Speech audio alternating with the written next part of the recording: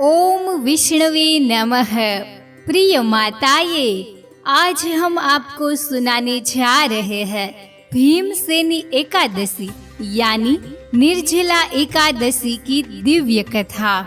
यह केवल एक व्रत कथा नहीं, यह एक गूढ़ आध्यात्मिक अनुभव है जो हर गर्भवती माता को अपने गर्भस्थ शिशु के साथ सुनना चाहिए, क्योंकि कथा सुनना व्रत से भी बड़ा पुण्य माना गया है। और जब वह कथा माँ अपने गर्भस्थ शिशु को सुनाए तो वह पुण्य उसके चित्त, संस्कार और आत्मा तक प्रवाहित हो जाता है। पंचांग के अनुसार ज्येष्ठ शुक्ल पक्ष की एकादशी को निर्जला एकादशी यानी भीमसेनी एकादशी कहा जाता है। ज्योतिषाचार्यों के अनुसार यह तिथि भगवान विष्णु को समर्पित मानी गई है। इस दिन श्रद्धा से भगवान विष्णु और माता लक्ष्मी की विधिवत पूजा करनी चाहिए। मान्यता है कि निर्जला एकादशी का व्रत करने से साल भर की सभी एकादशियों का पुण्य एक साथ प्राप्त हो जाता है। इस दिन व्रत कथा सुनने या पढ़ने का भी विशेष महत्व होता है।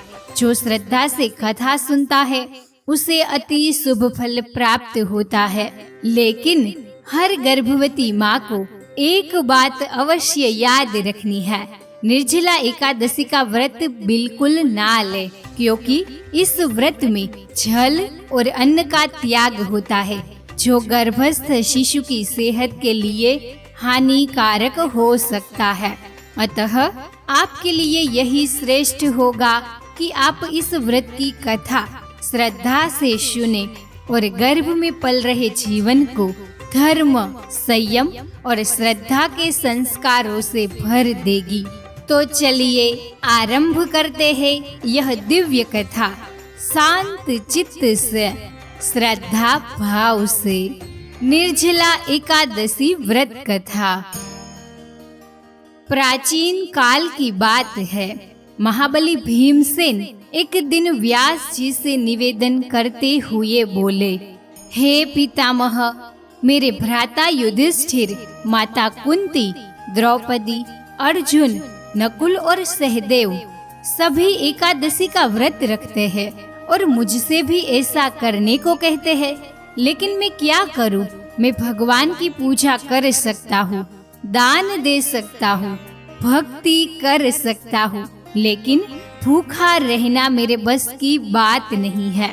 व्यास जी मुस्कुराए और बोले, हे भीम, यदि तुम नरक को बुरा और स्वर्ग को अच्छा समझते हो तो कम से कम ज्येष्ठ मास की दोनों एकादशियों को अन्न न खाओ। भीम चिंतित होकर बोले, हे पितामह, मैं पहले ही कह चुका हूँ, मुझे भूख बहुत लगती है। मेरे पेट में वृक नामक अग्नि है जो बिना भोजन के शांत नहीं होती। मैं महीने में 2 व्रत तो नहीं रख सकता, लेकिन यदि कोई एक ऐसा व्रत हो जो पूरे वर्ष में एक बार करना पड़े और उससे स्वर्ग की प्राप्ति हो जाए तो कृपया वह बताए। व्यास जी ने गंभीर स्वर में उत्तर दिया, हे पुत्र, वृषभ और मिथुन संक्रांति के मध्य ज्येष्ठ शुक्ल पक्ष की एकादशी को जो व्रत आता है उसे निर्जला एकादशी कहते हैं। इस दिन अन्न और जल दोनों त्याग किया जाता है। यह व्रत पूरे वर्ष की सभी एकादशियों का पुण्य एक साथ प्रदान करता है।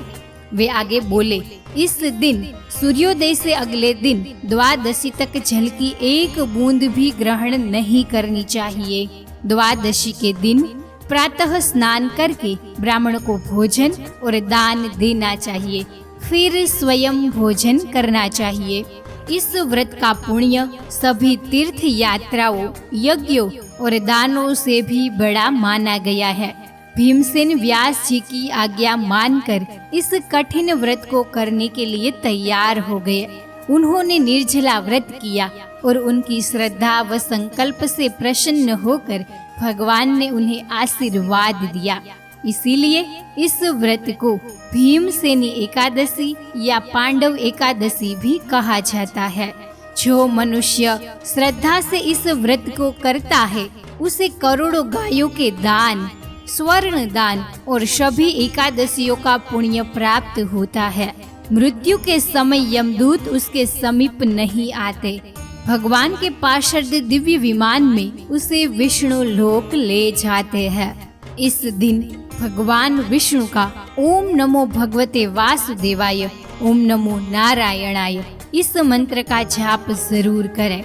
जो स्त्री या पुरुष श्रद्धा से इस कथा को पढ़ते या सुनते हैं उन्हें निश्चिंत ही स्वर्ग की प्राप्ति होती है। यह व्रत आत्मा को शुद्ध करता है और जीवन को दिव्यता की ओर ले जाता है। इसीलिए प्रिय माताएं, आज इस कथा को शांति से फिर से सुनिए और अपने शिशु को वह गुण दीजिए जो उसे तेजस्वी, धर्मनिष्ठ और दिव्य बनाए। कमेंट में ओम नमो भगवते वासुदेवाय अवश्य लिखें। धन्यवाद।